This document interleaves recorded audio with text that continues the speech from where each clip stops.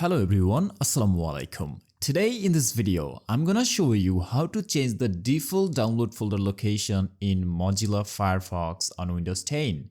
If this helps, please consider subscribing to the channel. First of all, open Mozilla Firefox. So I'm gonna open the browser. So clicking on the startup menu and searching here Mozilla Firefox. Now, click on the three horizontal lines in the top right corner of the browser window.